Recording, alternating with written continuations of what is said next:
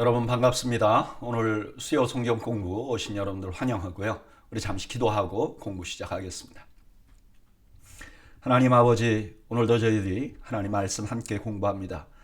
주의 말씀 안에 담긴 은혜를 부어주시고 우리 모두가 주님의 말씀에 따라 은혜를 나누는 귀한 시간이 되게 하여 주시옵소서. 예수님의 이름으로 기도하옵나이다. 아멘. 네, 오늘은 수요 성경 공부 스가랴서 지난번에 1장에서 6장까지, 오늘은 7장에서 11장까지 하나님의 말씀을 함께 공부하도록 하겠습니다. 7장, 8장은 특별하게 비슷한 내용을 가지고 있어요. 7장 시작 부분에 어떤 사람들이 금식에 대한 질문을 합니다. 근데 그에 대한 대답으로 7장, 8장이 주어진 거예요.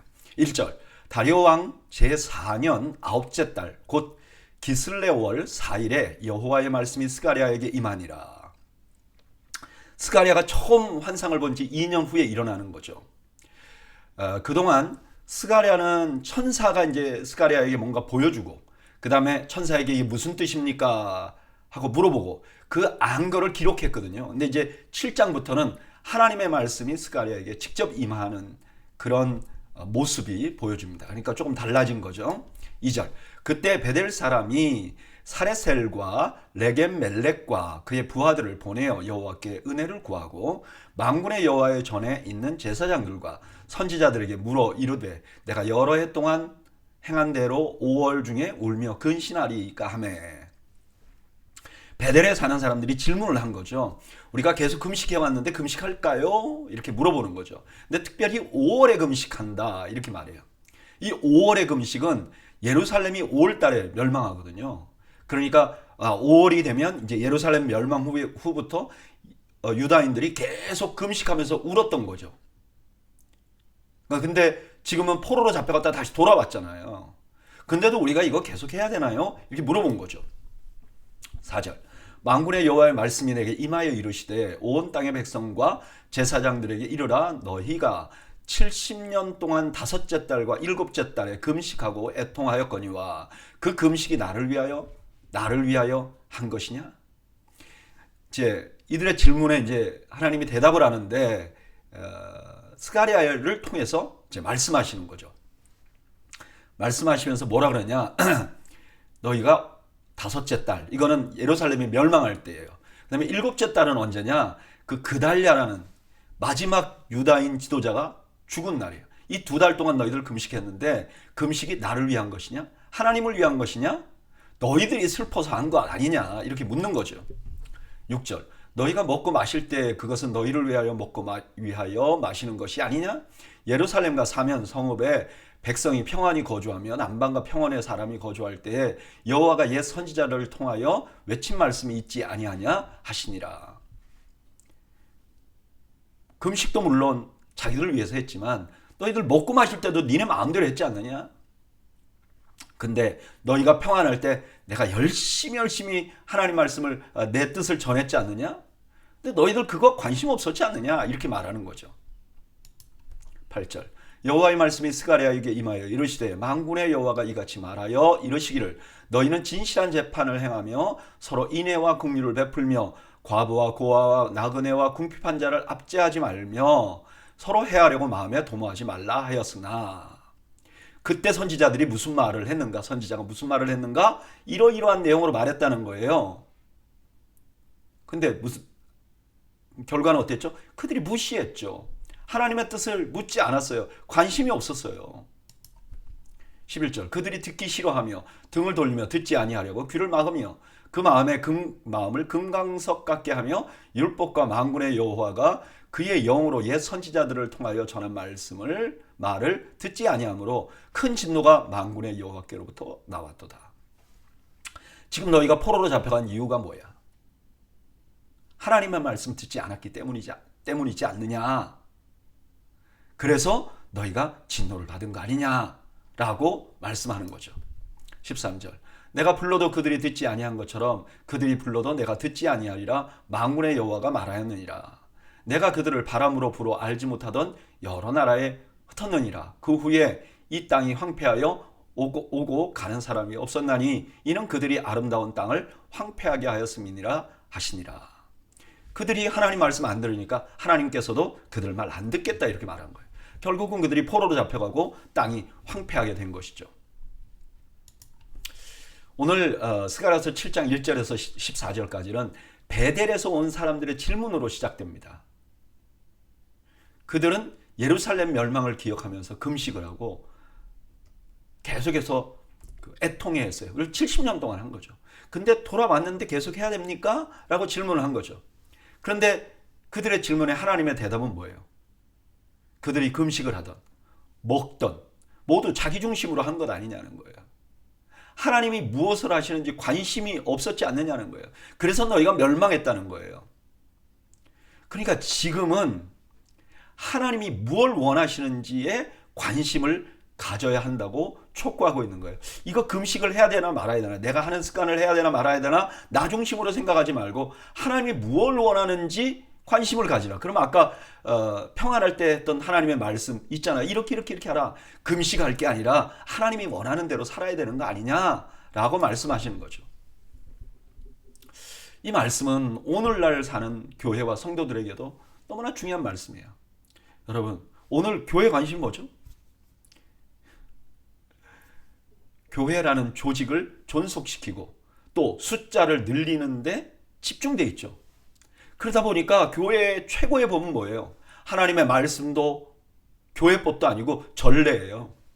여러분, 우리 교회는 안 그렇지만 많은 교회들이 우리가 이거 어떻게 할까요? 그러면 작년에 어떻게 했지? 전에 어떻게 했지? 그러니까 교회가 했던 관습에만 관심이 있는 거예요. 하나님이 무엇을 원하는지 묻지 않는 거예요. 저는 우리 교회는 그러지 않았으면 좋겠어요. 지금 7년 됐는데 세월이 흐르면 흐를수록 우리 처음에 어떻게 했지? 이러지 말고 우리가 하는 것이 정말 하나님이 원하시는가를 볼 수 있어야 되죠. 성도들도 마찬가지예요. 우리의 최고의 목표가 뭐예요? 내 뜻, 내 행복이잖아요. 하나님의 뜻보다. 오늘 본문은 그런 우리들에게 이렇게 말하는 거죠. 하나님이 무엇을 원하시는지 관심을 가지라. 하나님이 너희 교회, 하나님이 너에게 무엇을 원하시는지 관심을 가지라고 말씀하고 있는 거죠. 저는 오늘 수요 성경 오신 여러분들이 하나님이 우리에게 무엇을 원하는지 관심을 갖는 여러분들이 되시기를 주님의 이름으로 축복합니다. 이것이야말로 축복이죠. 8장 1절 만군의 여호와의 말씀이 임하여 이루시되 만군의 여호와가 이같이 말하노라. 내가 시온을 위하여 크게 질투하며 그를 위하여 크게 분노함으로 질투하노라. 이제 그들이 하나님 말씀 안 들어서 망했잖아요. 그게 이제 7장의 내용이잖아요. 이제 8장에는 그렇게 망해서 지금 돌아온 사람들이잖아요. 지금 울고 있는 사람들이. 그러니까 이 사람들에 대해서 하나님이 긍휼하심이, 질투하심이 커진다는 거예요. 이 질투는 사랑과 열정이 함께 있는 말이죠. 질투. 근데 질투하시되 어떻게 하냐? 크게 질투한다는 거예요. 이건 스가랴서의 기본, 하나님의, 스가랴서가 강조하고 있는 하나님의 기본 마음이죠. 1장 14절에 뭐라 그랬죠? 내게 말하는 천사가 내게 이르되 너는 외쳐 이르기를 만군의 여호와의 말씀에 내가 예루살렘을 위하여 시온을 위하여 크게 질투하며. 하나님은 질투하시는 하나님이라는 거예요. 3절 여호와가 이같이 말하노라. 내가 시온에 돌아와 예루살렘 가운데 거하리니 예루살렘은 진리의 성읍이라 일컫겠고 만군의 여호와의 산은 성산이라 일컫게 되리라. 2절이 1장 14절과 유사하다면 3절은요 16절과 유사해요. 16절에서 뭐라 그러죠? 여호와가 이같이 말하노라. 내가 불쌍히 여김으로 예루살렘에 돌아왔은즉. 하나님이 예루살렘에 거할 것이다 이렇게 말해요. 하나님 마음에 2절에서 질투가 있다고 그랬죠. 그 질투에 의해서 가장 먼저 한 하나님의 행동은 뭐냐면 돌아오시는 거예요. 그리고 거하시는 거예요. 여기 거하신다는 말은 텐트 친다. 그러니까 하나님이 광야에서 이스라엘 가운데 있었듯이 이제 예루살렘으로 돌아오실 것이다. 거기에 거주하실 것이다 라고 말씀하는 거죠. 4절 만군의 여호와가 이같이 말하노라. 예루살렘 길거리에 늙은 남자들과 늙은 여자들이 다시 앉을 것이라. 다 나이가 많음으로 저마다 손에 지팡이를 잡을 것이요 그 성읍거리에 소년과 소녀들이 가득하여 거기서 뛰놀리라. 하나님이 돌아오니까 어떤 일이 생겨요? 남자 여자가 조화로워요. 노인과 아이들이, 그러니까 사회적인 약자들이 편안한 도시가 돼요. 그리고 즐거움이 가득한 도시가 될 것이라는 거예요. 6절 만군의 여호와가 이같이 말하노라. 이 일이 그 날에 남은 백성들의 눈에 기이하려니와 내 눈에야 어찌 기이하겠느냐. 만군의 여호와의 말이니라. 그때 이 지금 있는 이 변화는 그때 망할 때 그 백성들 혹은 남아있는 백성들 눈에 야, 이건 말도 안 되는 상상이야. 그런데 하나님께는 이거는 뭐 아무것도 아니라는 거예요. 하나님은 당연히 할 수 있는 일이라는 거예요. 7절 만군의 여호와가 이같이 말하노라. 보라 내가 내 백성을 해 뜨는 땅과 해 지는 땅에서부터 구원하여 내고 인도하여다가 예루살렘 가운데 거주하게 하리니 그들은 내 백성이 되고 나는 진리와 공의로 그들의 하나님이 되리라. 이제 그걸 어떻게 만들 거냐? 하나님이 흩어졌던 이 백성들을 다 돌아오게 할 거라는, 구원할 거라는 거예요. 그리고 예루살렘에 거주하게 하고 하나님이 그들과 언약을 회복할 거라는 거예요. 이렇게 하면 앞에서 일어난 그 일, 노인들과 어린아이들이 즐거워 뛰놀 수 있는 그런 것이 될 수 있다는 거죠. 9절 만군의 여호와가 이같이 말하노라. 만군의 여호와의 집 곧 성전을 건축하려고 그 지대를 쌓던 날에 있었던 선지자들의 입의 말을 이 날에 듣는 너희는 손을 견고히 할지어다. 이 날 전에는 사람도 삭슬을 얻지 못하였고 짐승도 삭슬을 받지 못하였으며 사람이 원수로 말미암아 평안히 출입하지 못하였으나 내가 모든 사람을 서로 풀어주게 하였느니라.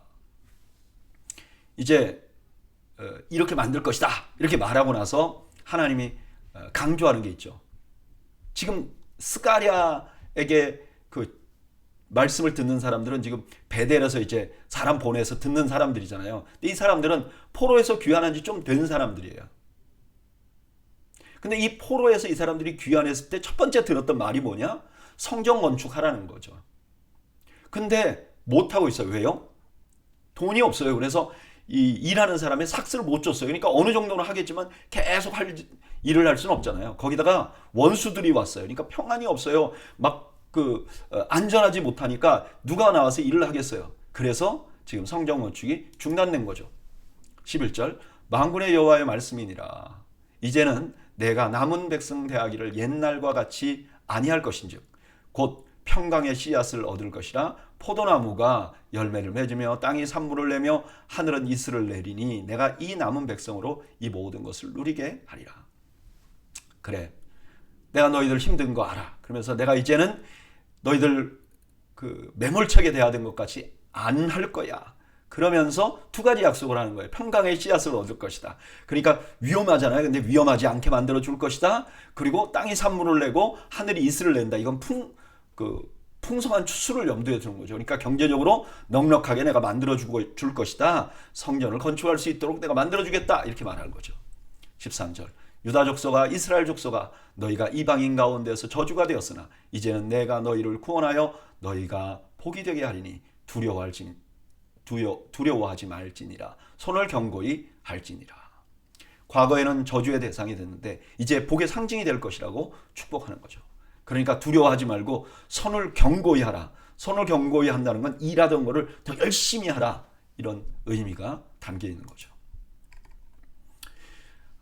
방금 7장에서는 과거의 이스라엘 자신들이 자기 중심으로 살고 하나님 말씀을 버림으로 하나님의 진노를 산 것에 대해서 말씀하세요. 근데 8장에서는 뭐라고 하죠? 이스라엘을 하나님이 회복시키실 것이다. 그런데 이렇게 회복되는 근본 원인은 뭐냐? 유다인들이 갑자기 잘해서인가? 이들이 과거에는 하나님 말씀을 안 들었는데 지금 잘 듣기 때문인가? 아니에요. 하나님에게 있어요. 하나님의 마음의 질투 때문에 하나님 변했다는 거예요. 이 질투는 이들이 진노를 받는 원인이기도 했어요. 근데 이제는 그 회복의 원인이 되고 있는 거죠. 그 사랑이 이스라엘을 회복하는 원인이 된 거예요. 그런데 이 회복에 대한 질투가 너무 커서 마치 불이 타오르는 것처럼 그렇게 될 것이라는 거예요. 그리고 하나님이 이렇게 예루살렘을 회복시켜 주실 것이다. 그 회복을 주도할 것이다. 이렇게 말씀하시는 거죠. 여러분, 포로에서 돌아온 이스라엘 백성들의 눈에는요, 상황이 너무 안 좋았어요. 그리고 자기들 자신도 온전하지 못하다는 걸 알았어요. 그래서 그들이 절망한 거죠. 그런데 그런 그들에게 이렇게 말하는 거예요. 우리의 소망은 우리에게 있지 않아요. 우리를 열정적으로 사랑하시는 하나님께 있는 거예요. 여러분, 이게 모든 그리스도인들에게 진리입니다. 여러분, 우리의 소망은요, 환경에 있지 않아요. 내가 풍요로워서, 내가 잘 돼서, 내 자녀가 잘 돼서, 내 자신이 건강해서가 아니에요. 또는 우리의 도덕심에 있는 게 아니에요. 내가 올바로 살아서 아니에요. 우리의 소망은 나를 사랑하시는 하나님께 있는 거예요. 나같이 부족한 자, 나같이 고난 가운데 있는 자를 열정적으로 사랑하시는 하나님 때문에 내가 오늘도 소망을 가질 수 있는 거예요. 여러분, 저는 여러분들이 소망을 갖는 이유가 하나님이 되시기를 바랍니다. 하나님의 마음이 나를 소망을 갖게 하는 원인이 되는 지혜를 소유하시기를 주님의 이름으로 축원합니다. 14절에서 23절까지. 14절, 만군의 여호와가 이같이 말하노라. 너희 조상들이 나를 경노하게 하였을 때 내가 그들에게 재앙을 내리기로 뜻하고 뉘우치지 아니하였으나 이제 내가 다시 예루살렘과 유다 족속에게 은혜를 베풀기로 뜻하였나니 너희는 두려워하지 말지니라. 과거에 하나님이 재앙을 내리기로 작정하셨어요. 그랬더니 재앙이 진짜 내려졌어요. 지금은 어때요? 은혜를 내리기로 작정했어요. 그럼 어떻게 될까요? 은혜가 내릴 거예요. 그러니까 두려워할 필요가 없죠. 상황을 보고 걱정할 필요가 없죠. 16절, 너희가 행할 일은 이러하니라. 너희는 이웃과 더불어 진리를 말하며 너희 성문에서 진실하고 화평한 재판을 베풀고 서로 마음에 서로 해하기를 도모하지 말며 거짓 맹세를 좋아하지 말라. 이 모든 일은 내가 미워하는 것이니라. 여호와의 말이니라. 방금 앞에서는 하나님이 하실 일을 강조했다면 16절 17절은 그걸 믿는 자들이 어떻게 행동해야 되는가. 너가 만약에 하나님께 소망을 두고 있다면 너는 진실을 말하고 화평한 재판을 해야 되고 서로 해하기를 도모하면 안 되고 거짓 맹세하지 않아야 한다. 다시 말하면 하나님이 너에게 소망이 된다면, 하나님이 살아계심을 네가 믿는다면 그에 걸맞는 삶의 모습을 보여줘야 한다고 강조하고 있는 거죠.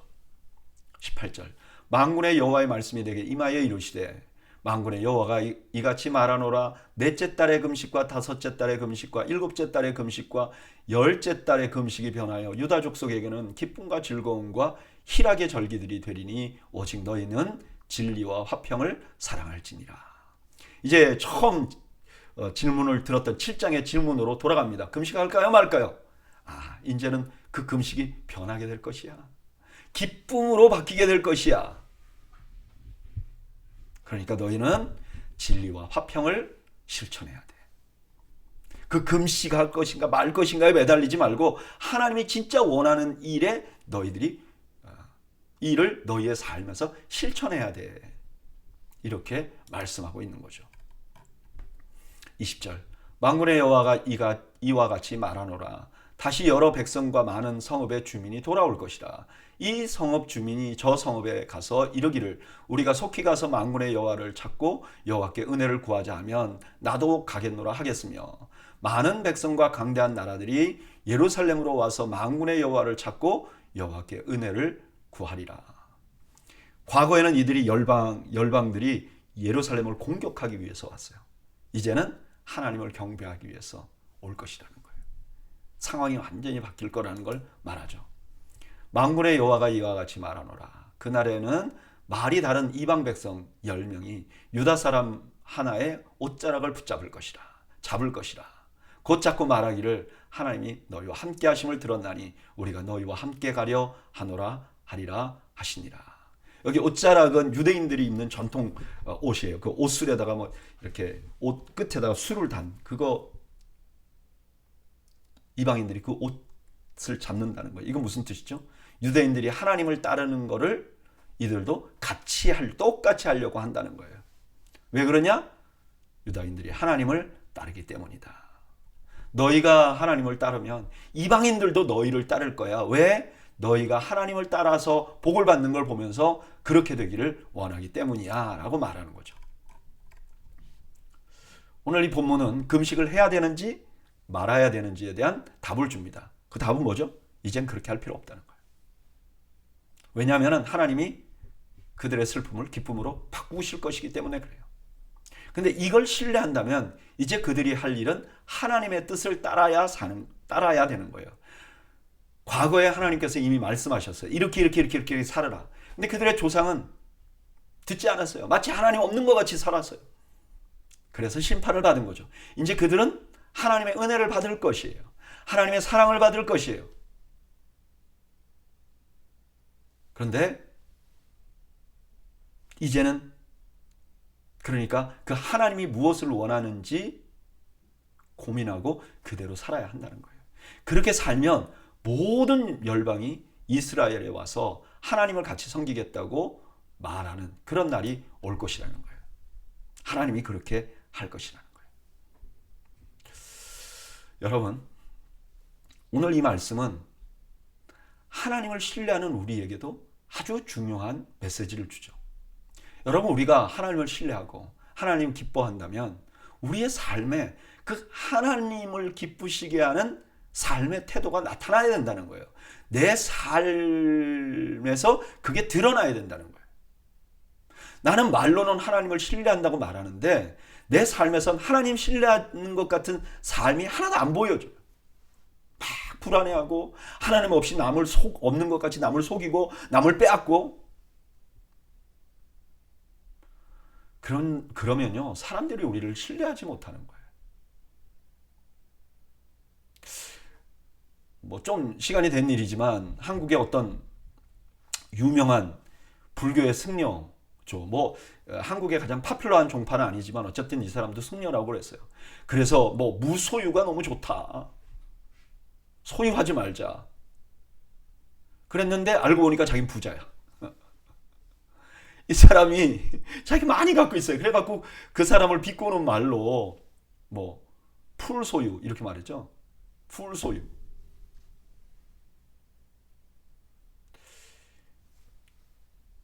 이방신을 섬기는 사람들도 그러잖아요. 그리스도인들 우리도 마찬가지예요. 우리가 하나님을 믿는다고 하면 하나님을 믿는 삶이 우리에게서 드러나야 되죠. 하나님이 원하는 삶이 우리에게서 드러나야 되죠. 이제 그렇게 하면 이방인들이 돌아오게 된다는 거예요. 우리 보고 하나님 믿게 된다는 거예요. 여러분, 이걸 우리가 삶의 전도라고 말하죠. 말의 전도도 있지만 내 삶에서 진실하게 보임으로 그들이 나를 보고 그리스도 하나님을 믿는 것이 어떤 것인가를 알고 하나님을 믿게 따라오게 된다는 거죠. 이게 최고의 전도법이죠, 사실. 저는 오늘 수요 성경 공부 오신 여러분들이 우리가 믿는 하나님, 우리가 하나님을 믿는 사람으로서의 삶이 우리의 삶에서 은근하게, 아니 확실하게 드러나는 은혜를 실천하는 저와 여러분들이 되시길 바랍니다. 누가 봐도 저 사람 보니까 하나님이 있네. 저 사람은 하나님 두려워하면서 사네. 그런 평가를 받을 수 있는 저와 여러분들이 되시기를 바랍니다. 이제 9장부터 이제 스가랴서는요 1장부터 8장까지가 한 부분이에요. 그리고 9장부터 14장까지가 또 한 부분이에요. 1장부터 8장까지는 성경 건축에 되게 중요한 요인이거든요. 그 주제거든요. 근데 9장부터는 이제 그 하나님의 심판과 회복, 이게 이제 주된 주제예요. 9장부터 11장까지는 남유다와 요셉 지파가 어떻게 회복될 것인가, 그리고 12장부터 14장까지는 다윗의 집과 예루살렘 그리고 유다의 집이 어떻게 회복될 것인가를 보여줘요. 특별히 9장은요 9장에서 11장까지는 9장 1절부터 8절까지는 열방이 어떻게 심판을 받는가, 그리고 9장 9절부터 17절까지는 그 하나님이 왕이 되셔서 임재하실 것이다. 그리고 그 다음에 10장 1절에서 12절까지는 왕이 다스릴 것이다. 그리고 11장에는 목자들을 심판하시는 장면이 나옵니다. 자, 이런 걸 염두에 두고 들어가 볼까요? 9장 1절에서 8절. 여호와의 말씀이 하드락 땅에 내리며 다메섹에 머물리니 사람들과 이스라엘 모든 지파의 눈이 여호와를 우러러 봄이니라. 그 접경한 하마데도 임하겠고 두로와 시돈에도 임하리니 그들이 매우 지혜로움이니라. 여기 하드락은 어딘지 잘 몰라요. 뭐 그냥 성경에는 여기밖에 안 나오니까 어딘지 모르는데 아마도 뭐 북부 시리아 지방 어떤 도시가 아닐까 이렇게 학자들이 말하더라고요. 근데 여기 머문다는 말이 나오잖아요. 하드락 땅에 내리며 다메섹에 머문다. 하나님의 말씀이 하나님이 머문다. 근데 이 머문다는 말이 군 막사를 의미하는 거예요. 그러니까 여호와가 군 막사에 머무리니 그러니까 하나님을 전사로 지금 등장을 시키는 겁니다. 그리고 사람들과 많은 사람들과 이스라엘 모든 지파들이 하나님을 우러러본다 하는 것은 하나님의 통치를 인정한다 하는 의미를 담고 있는 거죠. 3절 두로는 자기를 위하여 요새를 건축하며 은을 티끌같이 금을 거리에 진흙같이 쌓았도다. 주께서 그를 정복하시며 그의 권세를 바다에 쳐넣으시리니 그가 불에 삼켜질 것이라. 이게 두로와 시도는 페니키아의 아주 중요한 도시 국가들이었어요. 두로는요 상당히 많은 부를 축적했어요. 그래서 도시가 크지는 않는데요 군사적으로도 아주 강력한 도시였어요. 근데 전사이신 하나님이 심판하시니까 어때요? 바다에 쳐놓고 불살라버리겠다. 하나님이 심판하시니까. 5절부터 7절까지 하나님이 블레셋에 있는 도시들을 어떻게 심판하는지를 설명해요.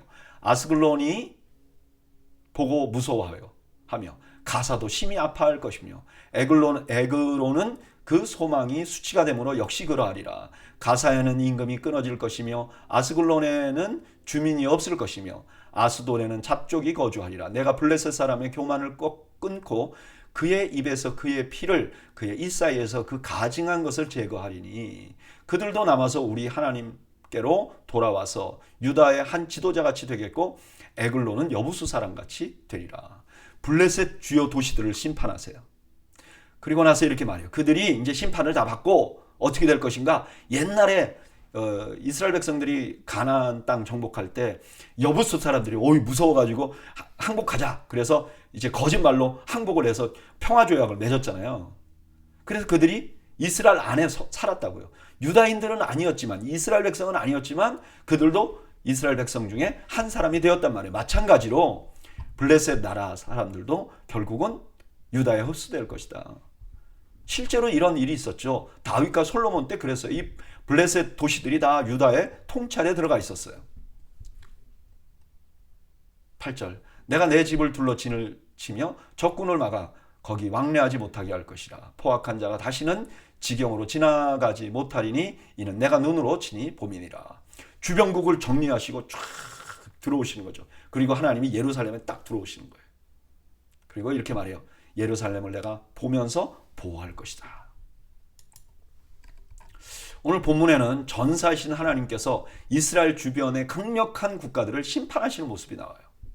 근데 여기 놀라운 것은 그들을 심판하고 정결케 한 후에는 그들을 하나님의 백성의 영역으로 들어오게 하는 거예요. 그렇게 하겠다고 말씀하시는 거예요. 이건 정말 그때 당시 사람들에게는 이거 완전히 생각의 전환이에요. 이방인이라도 심판을 통해서 자기를 돌아보고 회개하면 하나님 백성이 될 수 있다고 선언하는 것 때문에 그래요.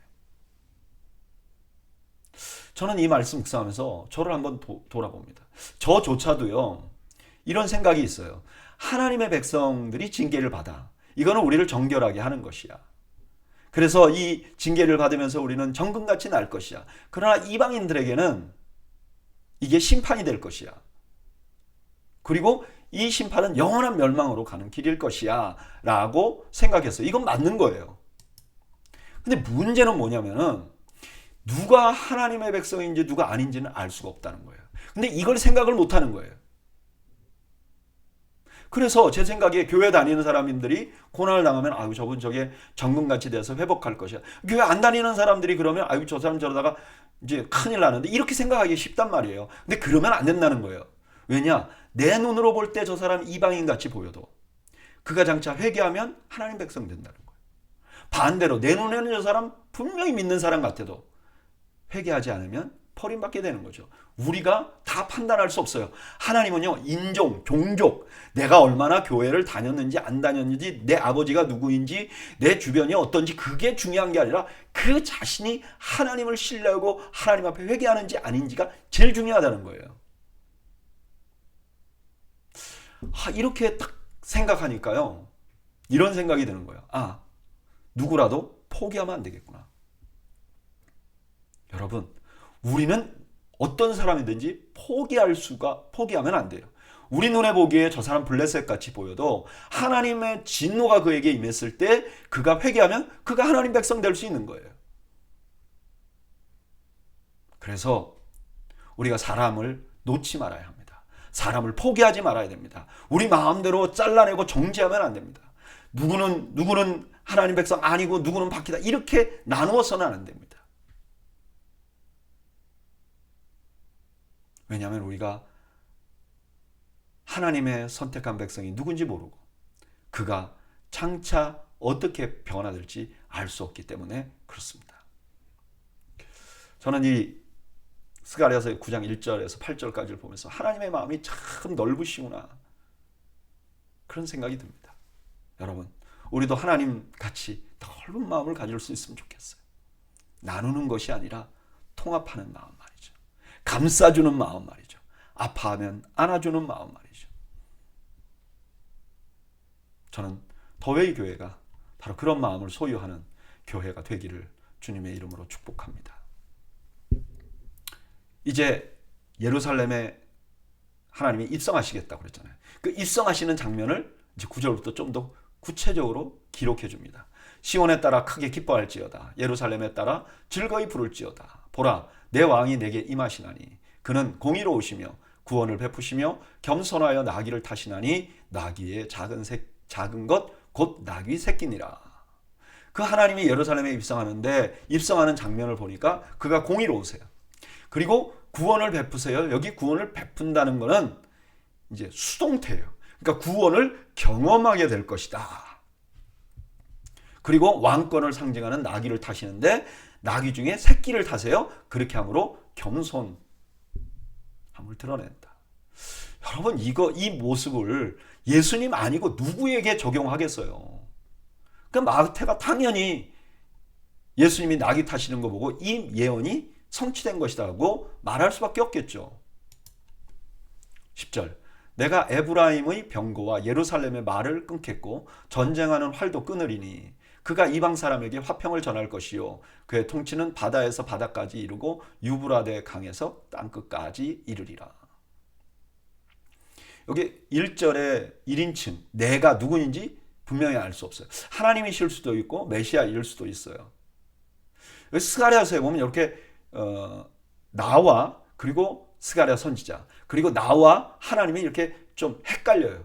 이게 스가랴인지 나인지 메시아인지. 근데 어째도 결과는 똑같아요.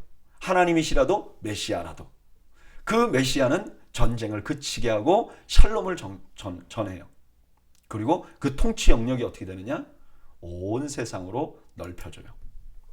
11절, 또 너로 말할진대 내 언약의 피로 말미암아 내가 내 갇힌 자들을 물 없는 구덩이에서 놓았나니 갇혀 있으나 소망을 품은 자들아 너희는 요새로 돌아올지니라. 내가 오늘도 이르노라. 내가 내게 갑절이나 갚을 것이라. 여기 물 없는 구덩이는 죽음을 의미하는 거죠. 근데 그 죽음에서 구원한대요. 뭘로 구원한다고요? 언약의 피로. 그러니까 딱 보면 무슨 생각이 나요? 출애굽이죠. 출애굽 시에 하나님께서 여러 가지 기적을 행했어요. 그리고 마지막에는 홍해를 갈라서 하나님의 능력을 베풀어 주었어요. 근데 그 와중에 이스라엘 백성들이 구원받은 건 뭐 때문에 구원받았죠? 언약의 피로. 그렇게 하시겠다는 거예요. 그래서 갇혀 있으나 소망을 품은 자들, 지금 포로에 가 있는 자들을 요새로 돌아오게 하겠다. 요새는 어디예요? 하나님께서 와 있는 예루살렘 성으로 돌아오게 하겠다. 회복시키겠다. 그리고 내가 갑절이나 갚을 것이다. 뭐냐? 복수하겠다는 거예요. 배로 갚아줄 것이다. 너희들을 그동안 압제하던 자들을. 근데 어떻게 배로 갚을 것이냐? 13절, 내가 유다를 당긴 활로 삼고 에브라임을 끼운 화살로 삼으니 시온아 내가 내 자식들을 일으켜 헬라 자식들을 치게 하며 너를 용사의 칼과 같게 하리라. 여호와께서 그들 위에 나타나서 그들의 화살을 번개같이 쏘아 내실 것이며 주 여호와께서 나팔을 불게 하시며 남방 회오리바람을 타고 가실 것이라. 만군의 여호와께서 그들을 호위하시리니 그들이 원수를 삼키며 물맷돌을 밟으며 그들이 피를 마시고 즐거이 부르기를 술 취한 것 같이 할 것인즉 피가 가득한 동이와도 같고 피 묻은 제단 모퉁이와도 같을 것이라. 하나님이 그들을 치는데 어떻게 치는가? 어떻게 갚아주는가? 에브라임과 시온을 무기로 삼아서 그들을 갚아주겠다는 거예요. 하나님이 전사가 돼서 에브라임과 유다를 그 전사들로 삼아서 또 군사들로 삼아서 그들과 함께 가서 전쟁을 치르고 그들을 압제한 자들에게 2배로 갚아주겠다라고 말하는 거죠. 16절 이 날에 그들의 하나님 여호와께서 그들을 자기 백성의 양떼같이 구원하시리니 그들이 왕관의 보석같이 여호와의 땅에서 빛나리로다. 그의 형통함과 그의 아름다움이 어찌 그리 큰지 곡식은 청년을 새 포도주는 처녀를 강건하게 하리라. 그렇게 그 적들은 물리치고 그 다음에 어떻게 하냐? 자기 백성들은 구원하시는 거예요. 그들에게 가서 구원해 오는데 어떻게 구원하느냐? 양떼같이 여전히 보호를 받아야 될 자들같이 구원해낸 다음에 하나님이 그들을 어떻게 하냐? 왕관의 보석같이 가장 소중한 거잖아요. 여러분 왕관이 얼마나 소중해요. 근데 거기에 박힌 보석같이 소중하게 보며 빛나게 만들어 주겠다는 거예요. 그 빛나는 건 어떤 것이냐? 형통해질 것이라는 거예요. 세상 사람들이 올 때 저렇게 잘 되는 사람이 없어 같이 만들어 주시겠다고 약속하는 거죠.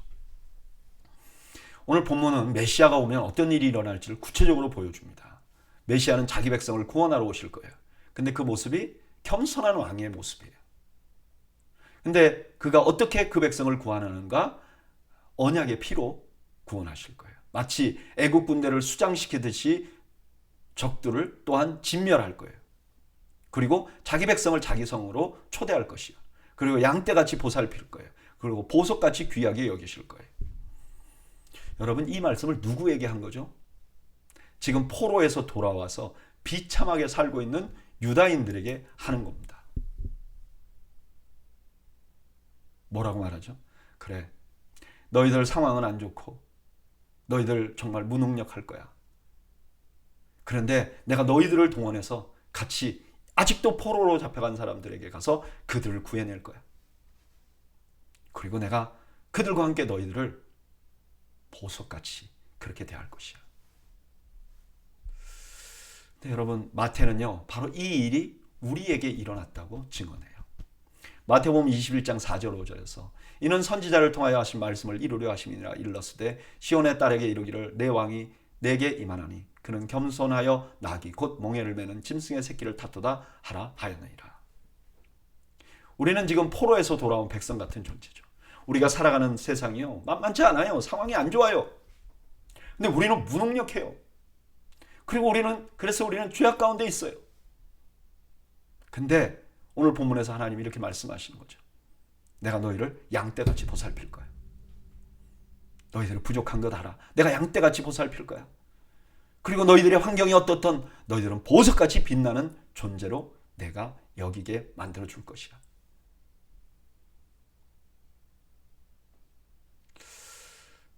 이 하나님의 마음이 우리에게 소망이 되는 거죠. 나를 보석같이 소중하게 본다는 하나님의 사랑 고백이 나를 오늘 낙심하지 않고 새롭게 소망을 갖게 만들어 주는 것이죠. 여러분 잊지 마십시오. 여러분들의 상황이 어떻든 하나님은 여러분들을 보석같이 생각하십니다. 귀하게 생각하십니다. 이 하나님의 마음을 잊지 않는 여러분들이 되시기를 주님의 이름으로 축원합니다. 10장 1절 봄비가 올 때 여호와 곧 구름을 일게 하시는 여호와께 비를 구하라. 무리에게 소낙비를 내려서 밭의 채소를 각 사람에게 주시리라. 드라빔들은 허탄한 것을 말하며 복술자는 진실하지 않은 것을 보고 거짓 꿈을 말한즉 그 위로가 헛됨으로 백성들이 양같이 유리하며 목자가 없으므로 공고를 당하니. 이제 그 백성들에게 뭐라 그러냐? 하나님이 너희를 도와줄 거야. 그러니까 하나님께 기도해. 하나님을 의지해. 이렇게 말해요. 그리고 나서 그 전에 너희들이 어떻게 했는지를 말해요. 뭐죠? 자꾸 점치는데 또 쫓아다니고 그랬다는 거예요. 왜 이렇게 점치는데 쫓아다녔느냐? 목자가 없었어요. 참되게 하나님을 섬기게 하는 목자가 없었어요. 리더들이 그러니까 잘못됐다는 거예요. 그래서 3절 내가 목자들에게 노를 바라며 내가 숫 염소들을 벌하리라. 만군의 여호와가 그 무리 곧 유다 족속을 돌보아 그들을 전쟁의 준마 같게 하리니 모퉁이 돌이 그에게서 말뚝이 그에게서 싸우는 활이 그에게서 권세 잡은 자가 다 일제히 그에게서 나와서 싸울 때의 용사같이 거리의 진흙 중에 원수를 밟을 것이라. 여호와가 그들과 함께한즉 그들이 싸워 말탄 자들을 부끄럽게 하리라. 그 백성들의 지도자들이 잘못 이렇게 올바로 못 서 있으니까 백성들이 자꾸 하나님께 구하지 않고 점치고 이방 신상들에게 가서 요청을 했다는 거예요. 비 오게 해달라고. 그랬더니 하나님이 그 목자들에게 노해요. 그리고 여기 수도 염소는 양떼 가운데서 양들이 어디로 가도록 이렇게 이끄는 중간 리더 역할을 하는 것들인데 이들을 벌할 거라 그래요. 패해버리는 거예요. 지금 너희들에게 지도자 노릇하는 자들 패할 것이다.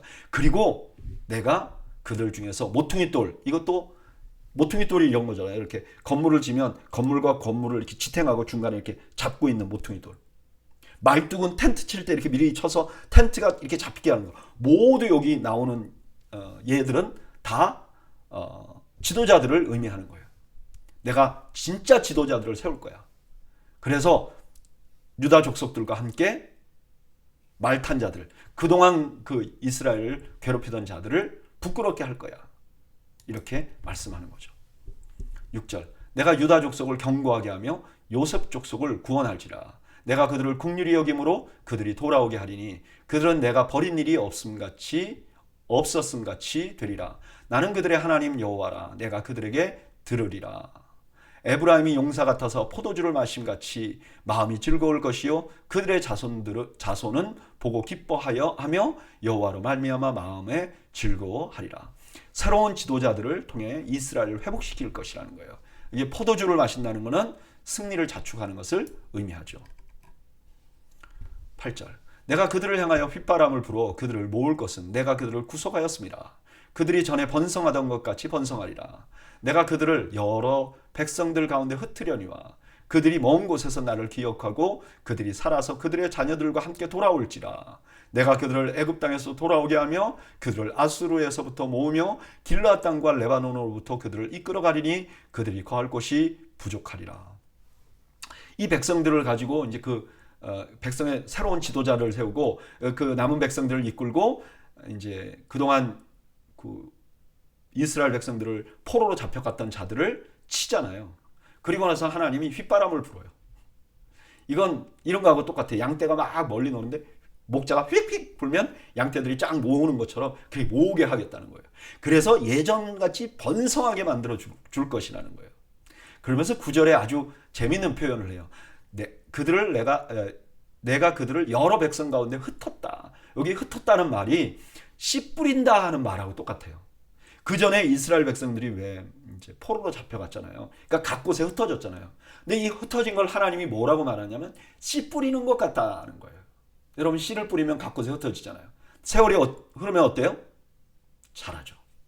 그러면 나중에 추수를 하잖아요. 그래서 곡간으로 들이잖아요. 똑같이 지금 흩어져 있는 백성들을 다 모아다가 예루살렘으로 오게 하고 거할 곳이 없을 만큼 사람들이 많게 하겠다는 거예요. 11절 내가 그들이 고난의 바다를 지나갈 때 바다 물결을 치리니 나일의 깊은 곳이 다 마르겠고 아수르의 교만이 낮아지겠고 애굽의 규가 없어지리라. 내가 그들로 나 여호와를 의지하여 견고하게 하리니 그들이 내 이름으로 행하리라. 나 여호와의 말이니라. 이제 그들이 돌아올 때 바다 같은 거 지나잖아요. 이건 뭐 생각하냐면은 이스라엘 백성들이 애굽에서 나와서 홍해를 만나잖아요. 그때 하나님이 물결을 치겠다는 거예요. 그들이 다시 돌아오는데 장애물들이 있을 거 아닙니까? 주변의 국가들이 막는다든지 그들 가만히 안 두겠다는 거예요. 그리고 마지막에 뭐라 하죠? 내가 그들로 하나님을 의지하고 견고하게 하리라. 하나님을 의지하게 만들어 주겠다는 거예요. 오늘 본문은 예루살렘에 오신 하나님께서 그 백성을 어떻게 다스리는가를 보여줘요. 먼저는 백성을 우상 숭배하도록 만든 지도자들을 징계할 거예요. 패할 거예요. 그리고 새로운 지도자들을 세울 거예요. 그리고 그들과 함께 최강의 군대가 돼가지고 그동안 그들을 압제하던 백성들을 부끄럽게 할 거예요. 그리고 흩어졌던 백성을 모을 거예요. 그리고 마지막으로 그들이 하나님을 경외하도록 할 거예요.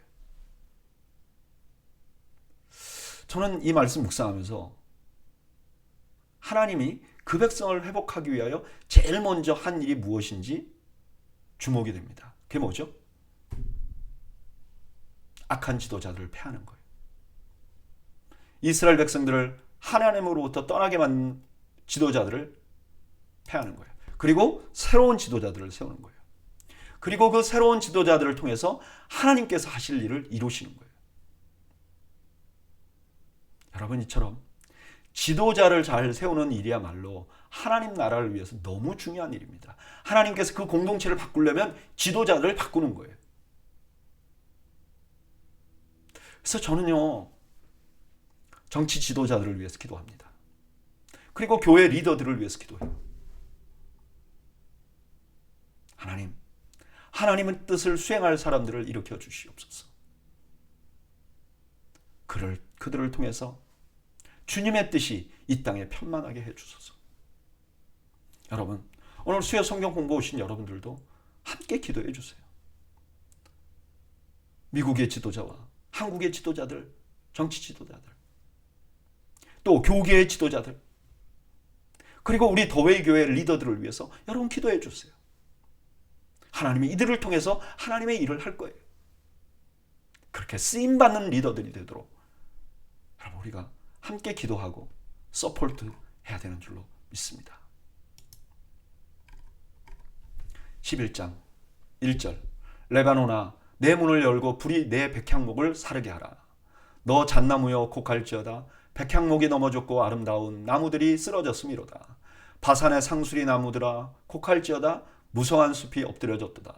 목자들이 곡하는 소리가 나며 그들의 영화로운 것이 쓰러졌음이로다. 어린 사자의 부르짖는 소리가 나며 이는 요단의 자랑이 쓰러졌음이로다. 여기 레바논은 교만한 자들을 상징하는 말이에요.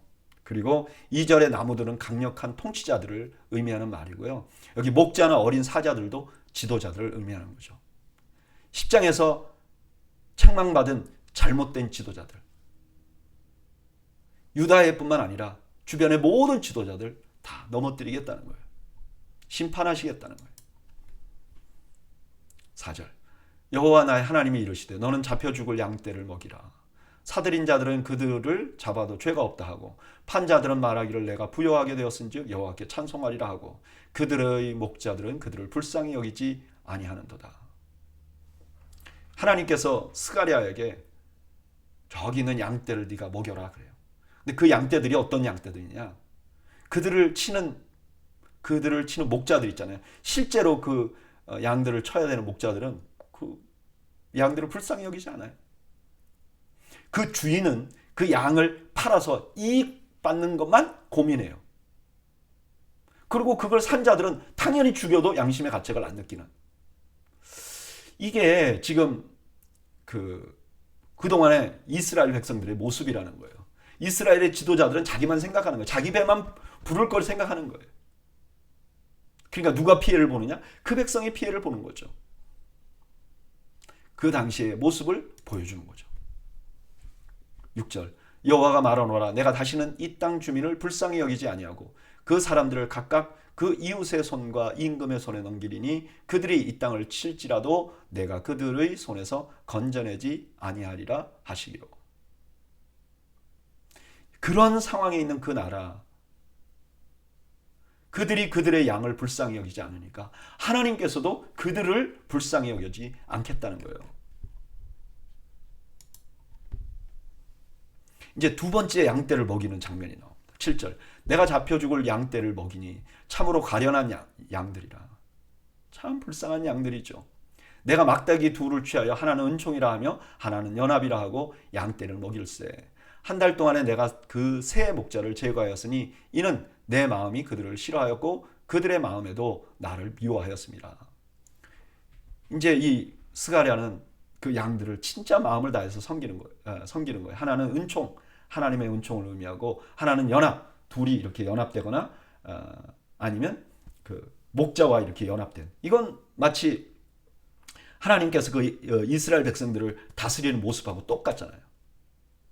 근데 그들을 직접 지금 다스리라고 어사인되어 있는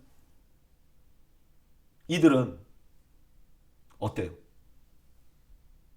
이들은 그렇게 진실하게 이 양들을 대하는 스가랴가 마음에 들지 않는 거죠. 그래서 서로 사이가 나빠졌어요. 그래서 상징적으로 한 달 동안 새 목자를 제거했다. 사인을 준 거죠.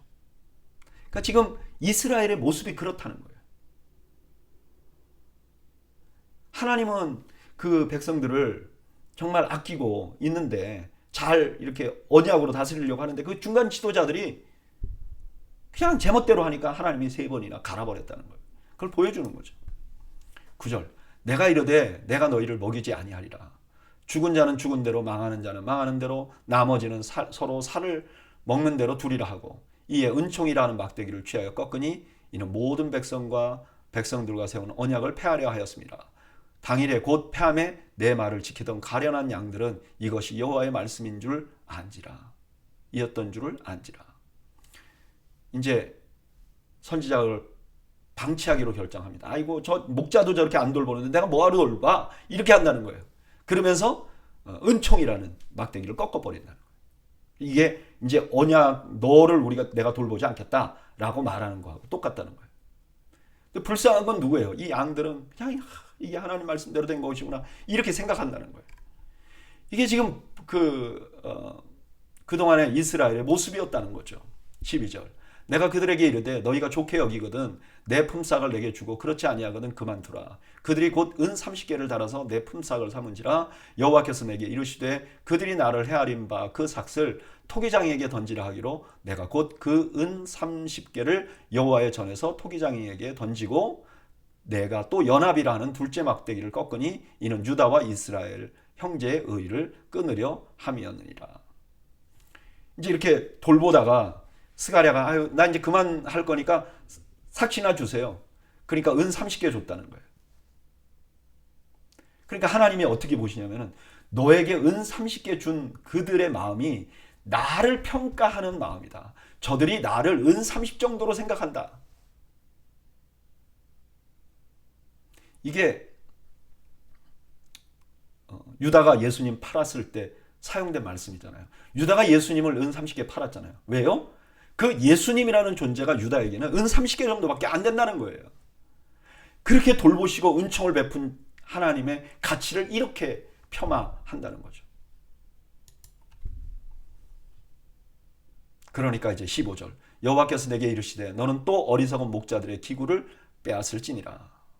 보라 내가 한 목자를 이 땅에 일으키리니 그가 없어진 자의 마음에 두지 아니하며 흩어진 자를 찾지 아니하고 상한 자를 고치지 아니하며 강건한 자를 먹이지 아니하고 오직 살찐 자의 고기를 먹으며 또 그 굽을 찢으리니 화 있을진저 양떼를 버린 못된 목자여 칼이 그의 팔과 오른 눈에 내리리니 그의 팔이 아주 마르고 그의 오른 눈이 아주 멀어 버릴 것이라 하시니라.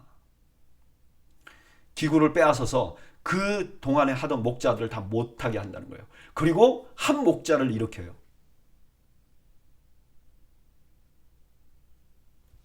그건 악한 목자죠. 아마 이 이스라엘을 포로로 잡아간 사람들이겠죠.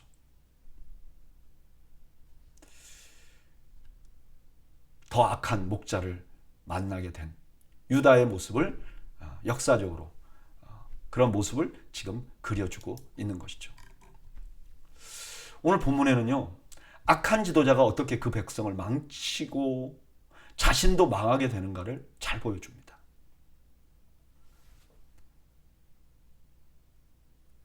그 백성의 지도자를 삼았으면 그 양떼를 성심으로 보살펴야 되는데, 아니 내 배만 부르면 되지, 이 저 양들은 어차피 잡아 죽을 거 아니야, 이렇게 생각하는 자들. 결국 그 양들을 망하게 하고 자기도 망한다는 거예요. 그 사이에 스가랴가 계속해서 올바른 목자의 모습을 보입니다. 그런데 그 올바른 지도자를 따르지 않아요, 이 사람들이. 오히려 이 올바른 지도자를 은 30 정도에 팔아버립니다. 그냥 그 정도 가치로 치부해버립니다. 그랬더니 이제 악한 지도자를 세워서 그들이 고난을 당하게 될 것이라는 거예요. 이 말씀은요, 우리들에게 주는 메시지가 참 너무 큰 것 같아요. 지금 우리가 꼭 필요한 게 뭘까? 이 나라와 우리 교회를 위해서 꼭 필요한 게 뭔가 생각해 보면요, 지도자를 잘 분별할 수 있는, 그러니까 올바른 지도자를 판단하고 세울 수 있는 능력인 것 같아요. 이걸 잘못해버리면 그냥 우리 모두가 망하는 거죠. 우리 모두가 고통 가운데 들어가게 되는 거죠. 그래서 이 말씀 묵상하다 보니까 저는 바울이 왜 이 말을 했는지 이해가 되더라고요. 디모데전서 5장 17절에 보면 이렇게 돼 있어요. 잘 다스리는 장로들은 배나 존경할 자로 할 때. 왜 이랬을까? 잘 다스리는 장로, 올바로 섬기는 분들을 존경하지 않으면 악한 자들을 세울 수밖에 없게 된다는 거예요. 악한 지도자를 만나면 그 나라가, 또 그 백성이 극심한 고통 가운데 있게 된다는 거예요. 저는 이 말씀 묵상하면서 이게 무슨 오래전 이야기나 아니면 영적인 말씀이라고만 생각되지 않습니다. 한 나라가요, 자기 지도자가 얼마나 훌륭한 사람인지 모르면 악한 지도자를 선택하게 되죠. 그러면요, 나라가 망하는 거죠. 역사적으로 보면요, 굉장히 훌륭한 지도자들이 백성들에 의해서 제대로 평가받지 못한 적이 굉장히 많았습니다. 심지어 우리 한국 역사의 세종대왕 같은 분들도 그분 반대하는 분들이 굉장히 많았다고 그래요.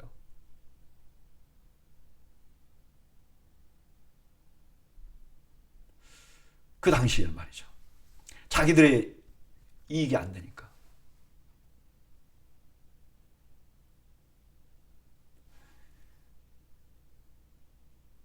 마찬가지로 오늘날도 우리가 올바른 지도자를 잘 평가해서 세워야 될 뿐만 아니라, 그가 올바른 지도자라면 잘 이렇게 세워주고 그가 백성을 잘 이끌고 나아가도록 우리가 순종하고 존경을 베풀어야 된다는 거예요.